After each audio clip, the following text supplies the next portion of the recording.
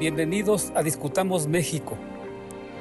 El tema que hoy abordaremos es el de la producción y la propiedad rural, es decir, del campo mexicano, de su infinita potencialidad, pero también de su inmensa crisis de rentabilidad. No olvidamos que vivimos una profundísima crisis alimentaria. Por eso tenemos que abordar el tema del modelo de producción, del modelo de desarrollo, de los cultivos de exportación, de la agricultura de subsistencia, es decir, de la economía campesina, sin olvidar que en esto tenemos que abordar los temas de los avances tecnológicos, de la biotecnología, de los tratados de libre comercio, de una serie de problemas que subsisten en el campo mexicano, su pobreza, su desigualdad, las injusticias, y que es importante discutirlo y platicarlo, porque en el fondo lo que queremos es encontrar una estrategia, una política de Estado que pueda ser no solo rentable al campo mexicano, sino que produzca los alimentos que este pueblo requiere, que esta nación necesita. Desde luego, la historia de México es la lucha por la tierra, desde la visión de Hidalgo hasta Zapata. Es toda una historia donde se encuentran varias visiones y legislaciones sustantivas. Ricardo, quisiera que nos empezaras a platicar. Desde luego queremos saber cómo está en la actualidad la propiedad rural, pero queremos saber también sus basamentos, sus sustentos jurídicos, lo que implica el artículo 27 constitucional que pudo concentrar la visión de todas las expresiones de la revolución. Claro que sí. Entonces, Ricardo, tienes... Gracias, Eladio, muy amable y muy gratificado de estar con tan ilustres compañeros de coloquio. Aquí, desde la época prehispánica, la vocación de la tierra fue colectiva. Como bien se sabe, no había propiedad privada en la tierra del viejo continente, del viejo México, y solamente en dos expresiones de cultura tan importantes como la azteca y como la maya se daban algunos visos muy tenues de que había ciertas tierras de apropiamiento particular. El calpulli, que surge como una figura a imitar posteriormente al paso de los años y que crea este fenómeno tan importante. Pero en realidad la primera apropiación que sufre el territorio mexicano fue con la conquista. Ahí no existían previamente expresiones como propiedad privada. Surgen grandes repartos de tierras a manos de los conquistadores. Llegaron ellos en un plan de aventura a hacerse de los territorios más ricos de la Nueva España, recién conquistada, y esto provocó que aparecieran una serie de manifestaciones ya de mercedes reales, de reparto de pueblos de indios, que fue lo más trascendente porque no solamente se entregaba la tierra, sino que también se entregaba la mano de obra para que esta tierra ya no produjera para la colectividad, sino para el conquistador. Y esto generó un fenómeno muy delicado de apropiación de tierra y concentración de la riqueza. Viene el gran movimiento revolucionario de la independencia, como claramente lo dices. Morelos hizo proclamas muy importantes en donde él sugería que nadie que tuviera una concentración de tierra mayor de 2 leguas para que pudiera ser cultivada con racionalidad y que los demás deberían tener unidades de tierra que cada quien pudiera llegar a cultivar. Eso con el propósito de darle productividad a la tierra. Esa función crediticia que no se pudo desarrollar per se, la empezó a desarrollar la Iglesia Católica. La Iglesia Católica, que tenía una extensa red en todo el territorio conquistado, comenzó a ser prestamista de las gentes del campo y esto llegó a provocar obviamente una concentración de bienes de mano muerta. De ahí que brincamos a un segundo proceso intermedio, que fue precisamente las leyes de reforma, en donde eminentísimos juristas, desde la Constitución de 57, habría que ver a Ponciano Arriaga manifestando su inconformidad con la forma como estaba el campesino mexicano tratado, y posteriormente la ley de desamortización de bienes de mano muerta, que fracasó al final de cuentas en el último tercio del siglo XIX, por razones de que volvió a darse el fenómeno de concentración, ya no a manos de la Iglesia. La Iglesia buscó prestanombres, se hicieron algunas figuraciones jurídicas, como el caso de los fideicomisos prohibidos, en donde aparecieron particulares sustentando la propiedad que tenía antiguamente la Iglesia Católica. Y esto provocó la concentración nuevamente en manos ahora de los hacendados. Y durante la última parte, el último tercio del siglo XIX, la concentración fue nuevamente brutal y el empobrecimiento del pueblo fue más que nunca lastimoso. De esto, bueno, pues da testimonio la propia Constitución del 17, en donde nos convertimos en pioneros mundiales de este movimiento revolucionario, y de ahí comienzan a surgir una serie de leyes y de prácticas de carácter integral, básicamente el reparto agrario. Quien no entienda el reparto agrario y que piense que el reparto agrario fue solamente un plan político para darse lustre a los gobiernos que en esa época se encargaron del reparto, está totalmente equivocado. El reparto agrario tuvo un contenido muy importante desde el punto de vista del rediseño del Estado moderno mexicano. ¿Por qué? El campesino estaba empobrecido. Se empezaban a dar los primeros visos de reactivación del campo mexicano. Entonces era necesario que la nueva clase campesina recibiera apoyos, porque esos apoyos los harían ser consumidores, y como consumidores que serían, se tendría que reactivar la economía en otros campos, que fue efectivamente lo que sucedió hasta los años 50 del siglo pasado. Hubo una reactivación del campo mexicano, hubo una aportación del campo mexicano al desarrollo nacional, se crearon las grandes urbes, se industrializó el país con recursos provenientes del campo, y básicamente la educación superior avanzó también gracias a los recursos provenientes del campo. Ricardo, con el 27 y su modificación, con la creación de los tribunales agrarios, ¿cómo has sentido ahí la conclusión de este reparto y los conflictos en... Eso es trascendente, a eso quería yo llegar. Precisamente toda esta convulsión se fue dando en parcialidades, por decirlo de alguna manera, no integralmente. Tú sabes perfectamente bien que desde los planes de Emiliano Zapata existía la exigencia de tener justicia específica para el campesino mexicano, hasta que nos tardamos 80 años nada más en hacer realidad el sueño de Zapata, y lo convertimos en realidad en el año de 92, cuando se reforma la Constitución, gracias a un esfuerzo muy importante de todas las corrientes políticas mexicanas, que provocó como reacción que se reformara el artículo 27 y que se creara la justicia agraria como una justicia dotada de autonomía y plena jurisdicción. Hemos resuelto hasta la fecha más de 500,000 asuntos graves, que muchos son de tu tierra, de Oaxaca, de conflictos por límites básicamente, de comunidades muy antiguas, que tienen un arrastre de 200, 300 años, y que por fortuna hemos podido, en un procedimiento novedoso, con tribunales orales, ir resolviendo con toda celeridad. Y yo diría que la creciente actividad de los tribunales se manifiesta en el número de asuntos que nos promueven casi anualmente, que son 44, 45,000 asuntos anuales, y la cultura, sobre todo, de que ya no hay que dirimir las controversias en la arena de los hechos, sino que hay que dirimirlas ante un tribunal. Paz y tranquilidad en el campo. Parecería interminable el conflicto por la tierra, pero está la otra parte. ¿Cómo hacerla producir? ¿Cuál es la visión, Enrique, que se tiene en el país, y tu experiencia que estás viviendo de la producción en México? ¿Cómo está la agricultura del país? ¿Cómo lo has sentido tú, incluso a partir de la experiencia y el trabajo que estás realizando en la Financiera Rural? Sí, cómo no. Muchas gracias. Bueno, primero una observación que le escuché a alguien hace poco. Existe esta visión de que México se ha vuelto necesariamente un país urbano y que ya no es un país rural. Todo depende cómo se le contabilice. Si se fija uno en poblaciones debajo de 2.500 personas, el INEGI dice que el 25% de las personas viven en poblaciones debajo de ese tamaño, y eso es rural, 25 millones de mexicanos. Pero si toma uno el concepto de la OCDE, que habla de poblaciones debajo de 50,000 habitantes, hasta cerca de 40 millones de mexicanos viven en las zonas rurales en el país. Entonces, sigue siendo un país en transición hacia la urbanización, pero de ninguna manera podemos decir que es un país que ya no tiene una importantísima connotación rural.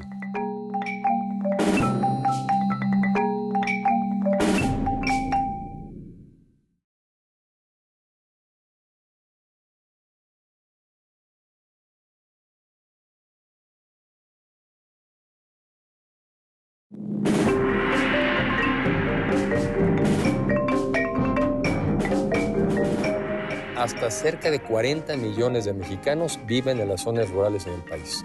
Entonces, sigue siendo un país en transición hacia la urbanización, pero de ninguna manera podemos decir que es un país que ya no tiene una importantísima connotación rural. Estamos, yo creo que todavía en una economía de transición en la parte agrícola, pero claramente hacia una definición más de mercado, en donde cuando estaba el país cerrado, no solamente en la parte agrícola, sino en la parte de los demás sectores, Bueno, pues había muchos productores que podían dedicarse a ciertas actividades porque los precios que pagábamos los mexicanos les cubrían los costos de producción. Cuando viene sobre todo el proceso de apertura comercial y el Tratado de Libre Comercio, ha habido un fenómeno muy interesante y donde justamente la dinámica es el mercado. ¿Y qué es el mercado? Somos los consumidores. No, pues ha habido un proceso en donde la producción ha seguido aumentando. O sea, no hay elementos para pensar que la producción hubiera caído después del TLC. Por ejemplo, el maíz, pues se producían 8 millones de toneladas por ahí de los 90 y andamos produciendo arriba de los 20. Pero lo que sí ha habido es un fenómeno de concentración. Lo que ha habido es un fenómeno de, con menos hectáreas, se puede producir más y menos gente dedicándose a esa actividad. ¿Y eso por qué? Porque creo que un elemento muy importante que hay que destacar es que la mayoría de la gente que vive en el campo, o sea, lo que diría el INEGI es que de esos 3.9 millones de unidades agrícolas que se dedican a la actividad, el 76% tiene propiedades debajo de 5 hectáreas. Aquí hay un problema de minifundio. Platicamos de que en la evolución histórica del país el problema era el latifundio. Yo me he atrevido un poco a hacer la comparación de que tan mala es la concentración de la tierra como dañina es también su pulverización. Como malo es concentrar mucha tierra y alejar a la gran mayoría de la población de los medios de trabajo, también dañino es tener parcelas tan pequeñas que, como lo comentaba don Eladio, hace que los negocios sean poco rentables. Entonces, creo que el gran reto, la gran deuda, es cómo hacer que la mayoría de los mexicanos que viven en esa actividad puedan realmente ir incorporándose una actividad económica importante. Otro elemento que me gustaría destacar es que hay que hablar más de lo rural y no nada más de lo agropecuario, ¿sí? De acuerdo también a las cifras estadísticas, no más del 20% de los ingresos de la gente que vive en el campo viene de las actividades propiamente tradicionales, agricultura y ganadería.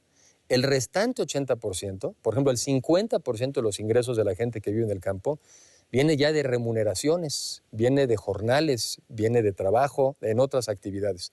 Entonces, el enfoque creo que debería de ser cada vez más un enfoque rural. Por eso digo, pues en la organización en la que yo trabajo, me parece que el nombre es muy bueno, Financiera Rural.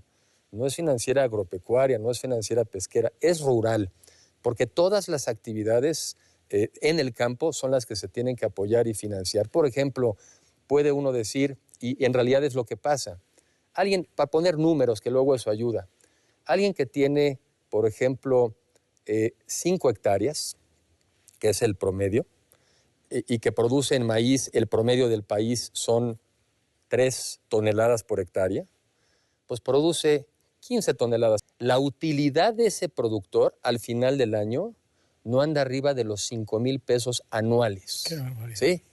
Quiere decir que esa persona necesariamente tiene que dedicar y complementar sus ingresos con otras actividades que lo hacen en el sector rural. Entonces, tratando de regresar, es un sector que sigue en transición, en donde quienes tienen escala, quienes tienen economías, quienes son competitivos, han ido concentrando una mayor parte de la producción y donde lamentablemente se ha ido quedando rezagado un número enorme de personas por no encontrar las condiciones para poder producir más. Creo que ahí está el reto, no solamente financiero, sino el reto de políticas públicas para cómo incorporar a ese número enorme de mexicanos a las actividades económicas en el país.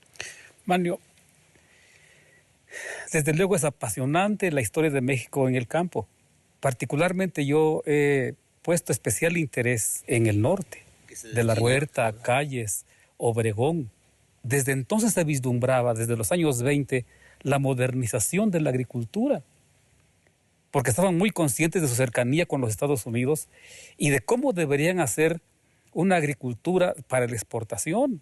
Me gustaría que nos hicieras una reflexión sobre la agricultura en general, pero particularmente tus experiencias en el norte y especialmente Sonora, donde fuiste gobernador del estado. Sí, claro, Eladio, muchas gracias. Los revolucionarios sonorenses eran empresarios agrícolas.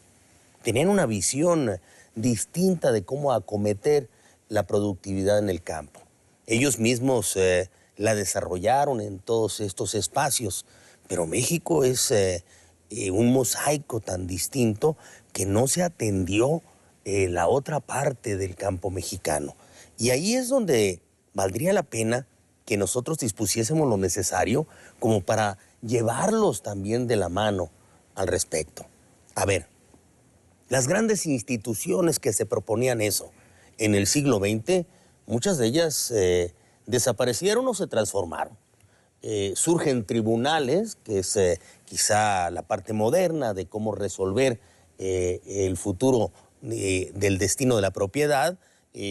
Tenemos una financiera rural en lugar de un banco agrícola, ganadero, de un banco rural o agropecuario. La financiera ve desde otra óptica también lo que puede hacer el desarrollo del campo, y aquellas instituciones que ayudaban a la comercialización pues fueron de una u otra forma desaparecidas, pero pues sin haber resuelto el problema, como en obligación a que lo resolvieran los campesinos, pero en diferencias. La diferencia del gran campo del norte, que estaba comercializado y también pues acompañado de distintas inversiones, y el campo del centro y del sur, que nunca vio esta compañía en la modernización.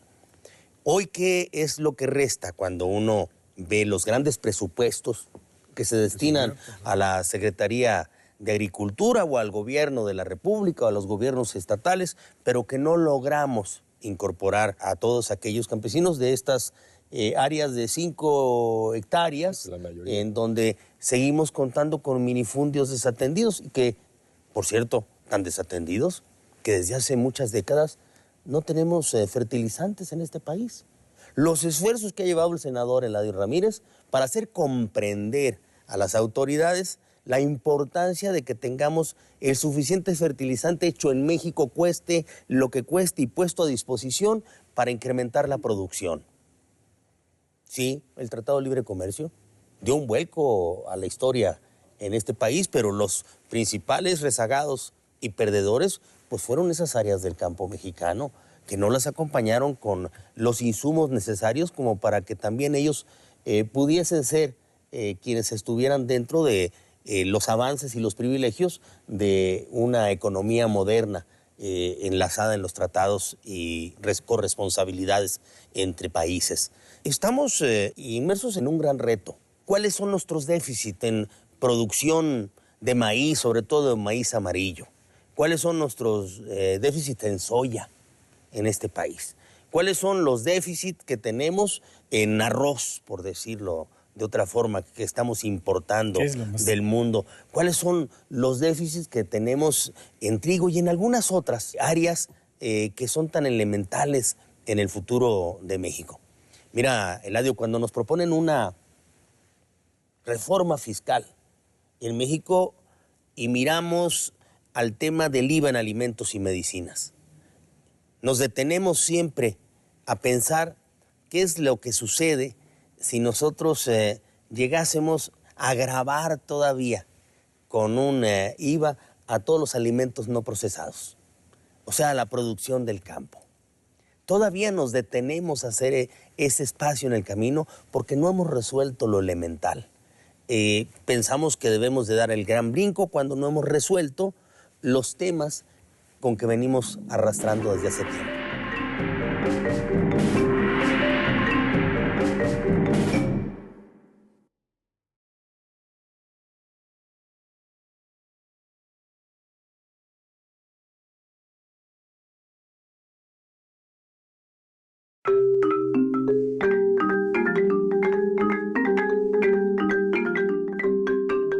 Nos detenemos siempre a pensar qué es lo que sucede si nosotros llegásemos a agravar todavía con un IVA a todos los alimentos no procesados, o sea, la producción del campo. Todavía nos detenemos a hacer ese espacio en el camino porque no hemos resuelto lo elemental.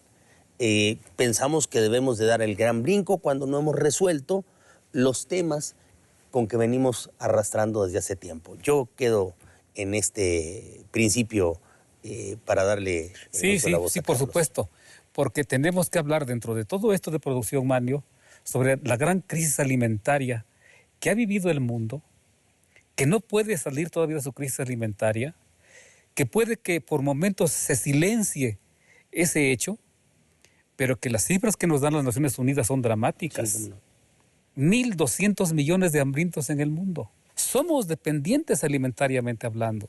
Entonces, Carlos, ¿cuál es la visión de los maiceros del país? El mayor número de productores, 3.300.000, que producen prácticamente en las áreas de minifundio. No hablo del norte, Manlio. Sinaloa está produciendo 5 millones de toneladas de maíz blanco. No tiene incluso dónde venderlos y se aprovechan ahí las multinacionales, que de eso hablaremos luego. Pero ¿cuál es la visión de los maiceros del país en relación con la crisis alimentaria? ¿Cómo están produciendo y cuáles son sus principales obstáculos y desafíos? Bueno, primeramente pues, saludar a todos y comentar que los que vivimos del sector, los que trabajamos en el sector, sentimos que tiene siempre una relación la propiedad rural con las funciones que tiene la agricultura, y tiene que ser correspondiente la política pública para que cumpla esas funciones. Entonces, el siglo pasado tenía funciones después de la Revolución Mexicana, funciones muy concretas que se le atribuyeron a la agricultura, que era la producción de alimentos, básicamente, materias primas para un proceso industrial importante que requería México, y contribuir al gran ejército de reserva de asalariados hacia las ciudades. Bueno, pues esos escenarios se cumplieron de una u otra manera con un reparto agrario importante. Yo quiero comentarles que más del 50% de la tierra pertenece al sector social, pero a partir de 1980 se ha olvidado esa parte de la realidad de México. Y entonces no hay una política que se haya orientado hacia la parte social. De los 30 millones de hectáreas aproximadamente que tenemos agrícolas que generan la producción, 21 millones y medio son de la propiedad social, parceladas. Y entonces no hay un proyecto económico de generación de alimentos de esa parte, o sea, está restringida. Y Carlos, creo que de esos 20 millones, solamente 2 o 3 millones tienen fertilizante. Sí. Bueno, eso es algo importante. 7 millones y medio de esas 30 millones de hectáreas, no se siembran, de acuerdo al último censo que fue el año pasado. Sí, realmente son 23, 24. Son 23, 24 millones las que se siembran, de ahí se genera la mayoría de los alimentos. De estas hay como 3.700.000 unidades de producción, y el 70.1 es de maíz, de productores de maíz. Son unidades de producción que generan maíz, que es más o menos el 38, 39% de toda la superficie. Y eso que comentaba el senador Manlio es dramático, porque el 80% de los productores de maíz producen con semilla criolla, y no hay un programa para semilla criolla. La PRONACE desapareció dentro de este proceso le seguimos haciendo homenajes a Norman Borlaug por la Revolución Verde de finales de los 60, principios de los 70, ¿no? Y eso quisiera tener el Norman Borlaug del siglo XXI. Sí. Y eso tiene una lógica, porque aproximadamente el 20% de la tierra es de riego, donde están los materiales híbridos, pero también a partir de la apertura comercial y antes de la apertura comercial, el modelo de desarrollo de México se orientó hacia la exportación. El modelo agroexportador, yo creo con una visión estrecha, porque se abrió el Tratado de Libre Comercio con América del Norte, que bueno, es una realidad que ya tenemos aquí, y que se privilegió el desarrollo de la producción frutícola y hortícola, que quiero decirles que en aquel momento representaba el 6% de la superficie agrícola del país y menos del 5% de los productores. Y hoy actualmente ha crecido, obviamente se le han destinado apoyos importantes, es aproximadamente el 12%. Pero resulta que en este modelo agroexportador dejamos de atender todo lo demás. Pero además desmantelamos todas las estructuras de apoyo a la producción, pero también hicimos una modificación porque se piensa que el problema de propiedad está relacionado con el problema económico. Y efectivamente tiene algo de consecuencia. Sí. Hicimos una modificación en el 82, si no mal recuerdo, del artículo 27 constitucional, y resultó que si fuéramos un circo nos crecen los payasos. Porque en vez de hacer las grandes áreas que requería la inversión pública, teníamos las parcelas de 9.1 hectáreas y se descendieron a 7.5 hectáreas. Entonces ahí nos... En términos generales, claro, obviamente. En términos generales, somos chiquitas. Cerca de 1 millón de mujeres entraron a ser las titulares, 1,5 millones aproximadamente, titulares de la propiedad rural. Y no hay programa para las mujeres, efectivamente, más bien se hace como una especie de contribución a la modalidad de género, más que de verlo como un ente productivo. Y la otra es que tenemos menos infraestructura, tenemos menos bordos, tenemos menos bodegas en las parcelas, en los ejidos, tenemos a lo mejor un poquito más de tierras de riego, pero inexplicablemente tenemos menos superficie agrícola de riego que genere producción. Y otra consecuencia es la emigración de los jóvenes. O sea, la modificación tampoco permitió un atractivo del arraigo de los jóvenes. Se ha medido la media del campesino actual es de 59 años. 59 años. Y está feminizado el campo mexicano. Pero fíjate, Carlos, un tema relacionado con el maíz, que es muy importante y que debemos tocarlo, Enrique, es el tema de la ganadería.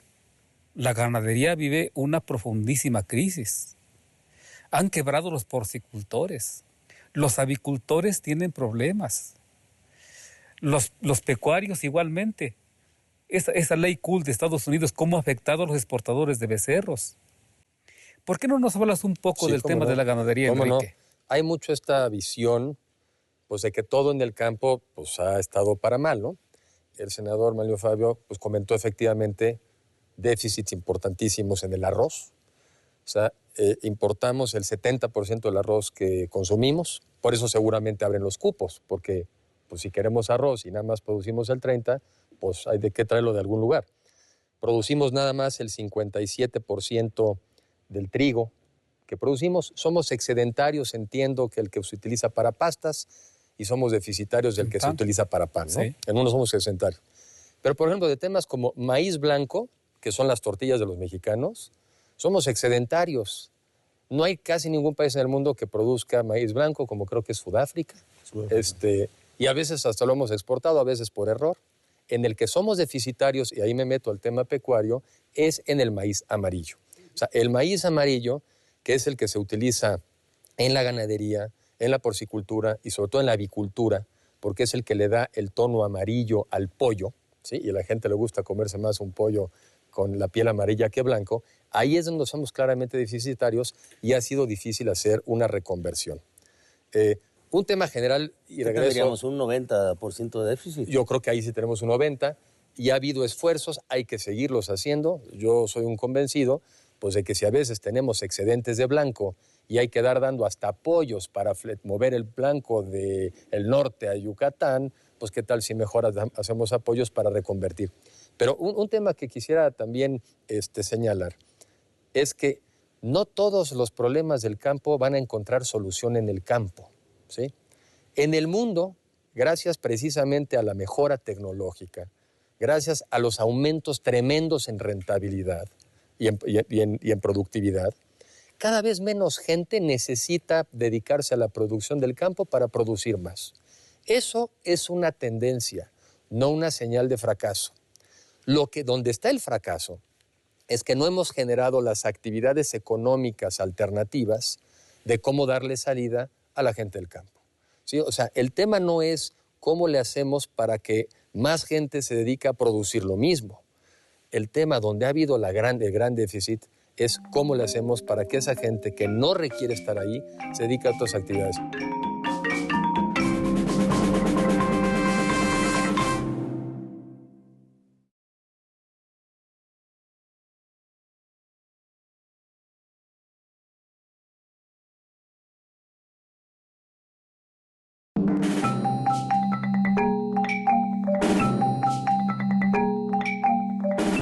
Donde está el fracaso es que no hemos generado las actividades económicas alternativas de cómo darle salida a la gente del campo, ¿sí? O sea, el tema no es cómo le hacemos para que más gente se dedique a producir lo mismo.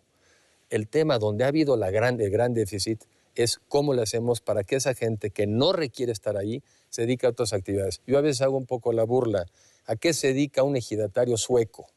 Un ejidatario sueco trabaja en la Volvo, ¿sí? Porque un ejidatario sueco sigue teniendo sus 5 hectáreas, tiene sus 6 hectáreas, las agrupa con otro tipo de productores y además trabaja en la industria. Esa es una opinión en donde yo señalo, ahí es donde el campo se liga con reformas estructurales para el país. Si los campesinos quieren encontrar empleos, tienen que pensar no solamente en las reformas del campo, sino en las reformas del resto de la economía para encontrar empleos. 2 segundos de la parte de ganadería. Parecido. Hay una tendencia de consolidación en los negocios, no solamente en la agricultura, en todos los negocios en el mundo. ¿Qué ha pasado? Antes con 500 porquitos una persona vivía bien. Ahora quizá necesita 1,000, 1,500. Esa es otra realidad. Los negocios muy pequeños están encontrando dificultades para competir. Y claro, son mucho más vulnerables a los aumentos, por ejemplo, de precios tan importantes que vinieron en los granos. Entonces, es encontrar salidas, pero salidas dentro de una realidad económica. Si no encontramos salidas dentro de una realidad económica, lamentablemente creo que podríamos estar aquí en 20 años platicando sobre resultados y circunstancias similares a las de hoy. Manlio, esto que nos acabas de decir, Enrique, tiene una gran razón. Vivimos en estos momentos en el país con problemas, muchos de ellos generados, en este caso, por la necesidad de un nuevo andamiaje jurídico también. Porque esto es lo que nos propician los TLCs. El Tratado de Libre Comercio con Estados Unidos y Canadá. Francamente, nos dibujaron otra perspectiva. Pero yo sostengo que el campo, particularmente del sector social, ha sido el gran perdedor. Sí, y aquí, igual que tú, Eladio, coincidiendo en el diagnóstico de Enrique, yo quisiera solamente poner sobre la mesa. ¿No será un tema también, Enrique, del modelo? ¿Qué modelo del campo mexicano deberíamos de diseñar de manera efectiva y que no lo hemos atendido con la importancia debida? A ver, el Procampo diseñado desde hace años cumple los objetivos para el cual se pensó en su momento. Óyame. Yo le diría, no cumple ninguno de los objetivos. Aquel era otro modelo. En el Tratado de Libre Comercio del 94, el gran perdedor fue el campo.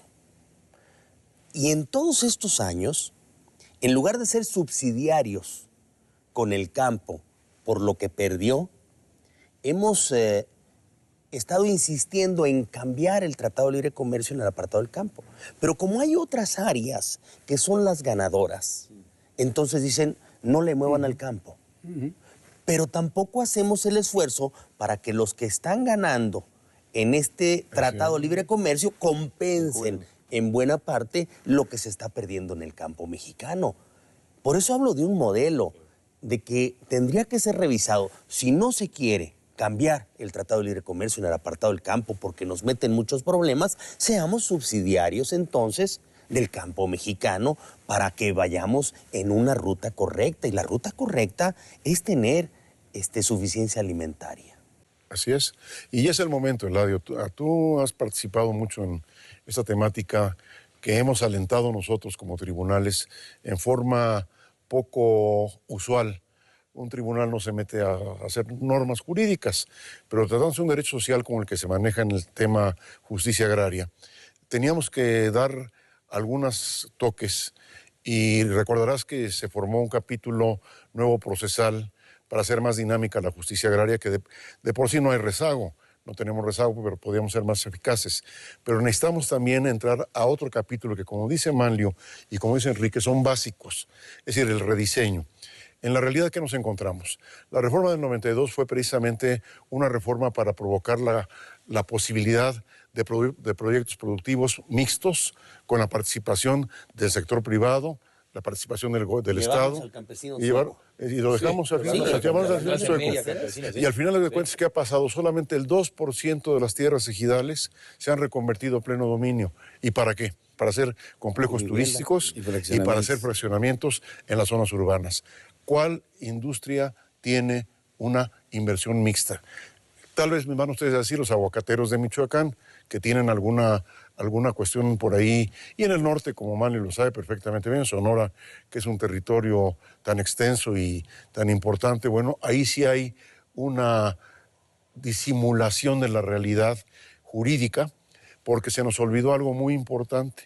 No le pusimos capítulo de contratos a nuestra nueva legislación agraria. Correcto. Entonces, falta la legislación de los contratos en el campo, que para el norte del país son básicos y que tendrían que ser ejemplo y atractivo fundamental para que jalen precisamente al centro y sur del país, básicamente al sur del país, en donde tenemos la tradición histórica más acendrada y la dificultad mayor para hacer el cambio operativo que requiere el campo mexicano. Hemos fracasado hasta este momento. Fíjate que en esto, desde luego, en esto del fracaso en general, porque no somos autosuficientes, porque somos dependientes alimentariamente, mucho tiene que ver no solo el desmantelamiento que hicieron de las instituciones, sino la ausencia de una política de Estado para el campo, que es la que queremos impulsar a través de la Ley General Agroalimentaria. No hay rumbo. Si no hay una planificación de la agricultura y hay programas sueltos, entonces no puedes darle certeza ni siquiera con reservas alimentarias a tu población. De ahí que yo le doy mucha importancia al trabajo que está realizando la Confederación Nacional de Productores de Maíz, porque en el fondo quienes dirigen la política agrícola de México son las transnacionales, son las multinacionales. Así es, lamentablemente. Ellos son los que producen los fertilizantes, ellos son los que producen los pesticidas. O sea, una industria como la semillera que tiene al año de utilidades 21,000 millones de dólares, nada más ni nada menos. Como la farmacéutica para la patología pecuaria de cerca de 300,000 millones de dólares. Simplemente para impulsar una autosuficiencia en el país se requiere de ellas, de las transnacionales, porque ellos cuentan con los almacenes, claro, como decías tú, o Manlio, Enrique. Es una visión, es una visión del campo que a veces no acompaña a los gobiernos. Platico una anécdota.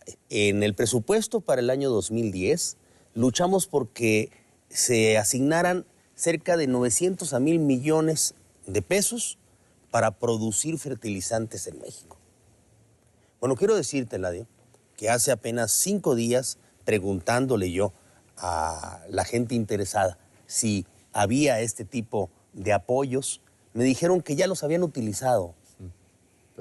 Pero para poder pagar la importación de los fertilizantes, claro, que les resultaba hoy más barato. Nuevamente utilizaron el dinero, pero mejor para importar, perdiendo la visión de mediano y largo plazo. ¿Por qué se hace el criterio del modelo? Es más barato el modelo económico siempre antepone que es más barato, el costo de oportunidad es más barato importar si sale más barato que lo nacional. Y entonces en esa lógica han desmantelado no solamente las instituciones, sino han descapitalizado al productor. El objetivo de la modificación del artículo 27 era promover la inversión no solamente nacional y extranjera. Solamente el 0.03 de la inversión extranjera creció. Así es. Carlos, vamos a ir sintetizando, sí, porque el tiempo se nos va agotando. Me gustaría mucho, como una conclusión que vaya siendo final, es cuánto les ha dado resultado el proceso biotecnológico a los productores de maíz. Bueno, nosotros tenemos en el modelo económico que estoy comentando, las funciones nuevas de la agricultura ya son más. O sea, no es nomás producir alimentos directos, sino producir alimentos para el ganado, para todo el sector pecuario. Y la otra importante es la producción de biocombustibles, porque está botando el petróleo.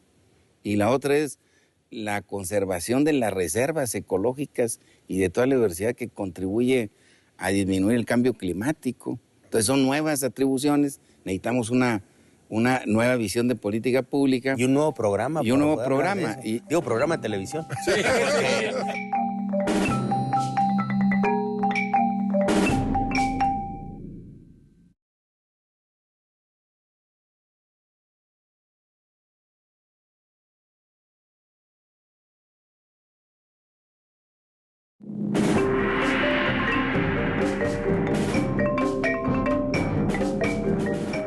No es nomás producir alimentos directos, sino producir alimentos para el ganado, para todo el sector pecuario. Y la otra importante es la producción de biocombustibles, porque está botando el petróleo. Y la otra es la conservación de las reservas ecológicas y de toda la diversidad que contribuye a disminuir el cambio climático. Entonces son nuevas atribuciones, necesitamos una nueva visión de política pública. Y un nuevo programa. Y un nuevo programa. Digo, programa de televisión. Sí. Porque los biocombustibles. Son temas para un programa cada uno, pero lo importante de lo que comenta don Eladio, en esta lógica... ¿El transgenismo está entrando ya? Sí, porque la crisis alimentaria es importante, no nomás en el nivel de México, sino a nivel mundial. En 20 años, 30 años dicen algunos, seremos 9.300 millones de habitantes en el mundo. Los inventarios de granos en el mundo han disminuido al 10%. Eso nos quiere decir que no tenemos reserva y no podemos depender de otros países. Y entonces la única alternativa pues, es incrementar los rendimientos en las zonas donde podamos meter la mayor tecnología. Y entonces la biotecnología es importantísima. Enrique, ¿cómo sustenta esta producción en la financiera rural? ¿Cuáles son los créditos que están dando? Nosotros nos hemos concentrado más en una primera etapa, pues obviamente aquellos proyectos que son viables. Y son viables no solos, porque muchos de ellos son viables justamente gracias a que existen apoyos gubernamentales que hacen que los proyectos sean viables. Yo recuerdo una frase que alguien decía, que un negocio puede dejar de ser bueno si el financiamiento es caro o inoportuno, pero a un mal negocio no lo hace un buen negocio el que le llegue financiamiento. Entonces, por eso nuestra visión es tratar de generar la rentabilidad en el sector. Ahí, obviamente, en coordinación con las políticas públicas, sobre todo de la Secretaría de Agricultura, también con Reforma Agraria, porque solamente llegar a financiamiento, aunque sea a tasas muy baratas, donde haya viabilidad. Y yo creo que el tema es viabilidad del negocio. Y repito, ahí insistiría, si este negocio como lo opero no es el más viable, existen otras actividades. Yo, como sé que ya va a tocar poco al final, yo diría, coincido en un tema de un nuevo modelo, pero un nuevo modelo donde también entren todos los puntos de vista. Normalmente cuando hablamos del campo, hablamos, y suele ser, el lado de los productores. Pero justamente en el TLC estuvo la mano de los consumidores, ¿sí? Esto es los consumidores, somos todos los que sí también tenemos que opinar, oye, ¿cuál compro? El hecho en México, muy bien, en condiciones de eficiencia y competitividad le entramos, pero voy a comprar necesariamente algo a veces más caro que lo que podría traer. Esa es una discusión en la que seguimos, claro, 15 años después, donde ya ganó una discusión del TLC. Entonces, en ese contexto, ¿cómo le damos viabilidad y más empuje a quien tiene capacidades y cómo ayudamos a reconvertir a quien necesita otras cosas?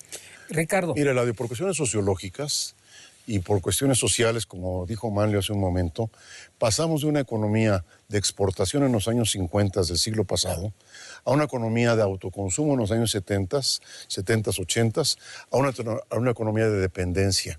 Y la dependencia tiene mucho que ver con la soberanía nacional.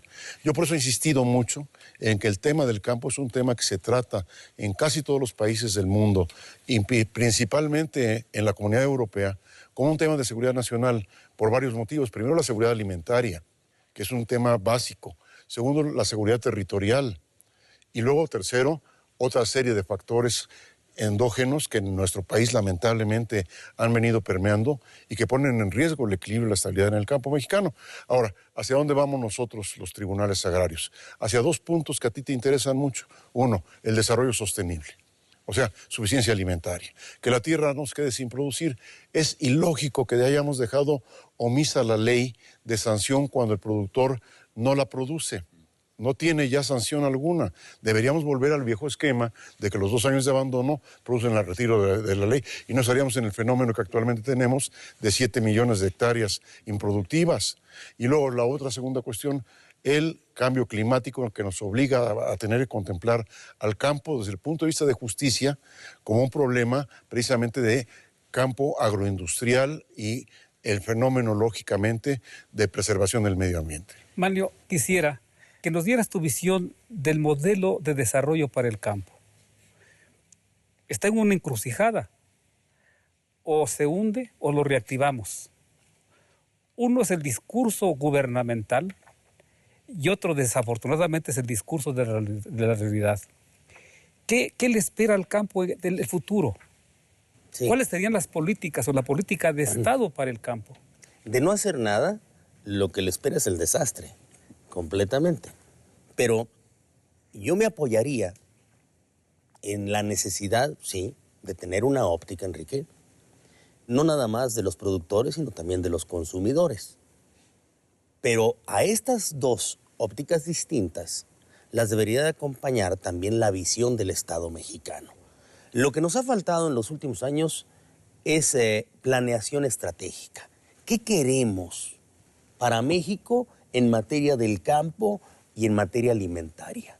¿Qué es lo que queremos en los temas modernos que hoy se discuten sobre cambios climáticos o lo que puedan ser los biocombustibles? Y al final de cuentas, el Estado mexicano en su planeación debería saber qué tiene que estimular, aunque a lo mejor no resulta rentable, pero es necesario para que el Estado mexicano mire hacia el futuro con certeza cómo se está moviendo el mundo. Y que nosotros nos garantizásemos también que estamos recorriendo la ruta correcta. Lo que se necesita es subsidiar porque tenemos una visión de largo plazo de a dónde queremos llevar el país y lo que se necesite financiar para competir, porque esto es lo que debe de permanecer. Creo que la visión del Estado mexicano es lo que extrañamos. Sí, yo pienso que se tiene que hacer un replanteamiento. El campo debe tener una reconsideración. Hay que reconstruirlo y hacer como otros países lo están haciendo ya, incluso emergentes, que están volteando su estrategia y su mirada para su mercado interior. Así lo está haciendo la India, así lo está haciendo China y desde luego Brasil, que se está convirtiendo en el gran gigante que está exportando, como Argentina, soya y exporta café y exporta azúcar, etcétera. Un replanteamiento general que necesita el campo mexicano con esa visión de política de Estado. Solo de esa manera podemos recuperar el tiempo, si ya tenemos casi finiquitada una reforma agraria que otros países apenas están intentando. Les preocupa a otros países, Manlio, la cuestión alimentaria. Fíjate, China, como Corea, como países asiáticos, van a buscar incluso a México o a África. Territorios en otros países. Territorios. A rentar tierra. Hay cerca ya de 300 millones de hectáreas rentadas por países emergentes para producir los alimentos de su pueblo. Nosotros no podemos plantearnos el camino solo de cultivo de exportación y nos olvidamos que debemos asegurar nuestro mercado interno y alimentar a nuestro pueblo. Este es el gran desafío para el campo mexicano y creo que nos faltaría mucho más tiempo para hablar de cada uno de sus subtemas, de una realidad que es de verdad intensa, apasionante, pero sobre todo preocupante. Muchas gracias a todos por esta gran oportunidad. Gracias. Gracias.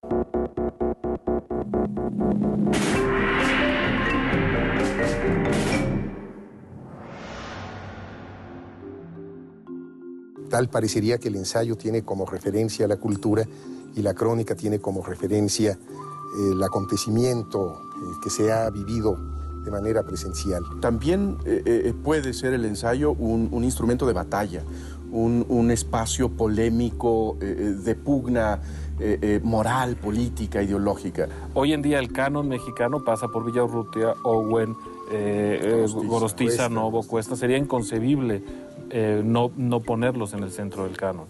Pero toda visión canónica tiende a la domesticación. Que el ensayo también puede cortar con mucha precisión la neblina del acartonamiento o de las sangronadas o de los engreídos o desvelar entuertos, ¿no?, y misterios con inteligencia.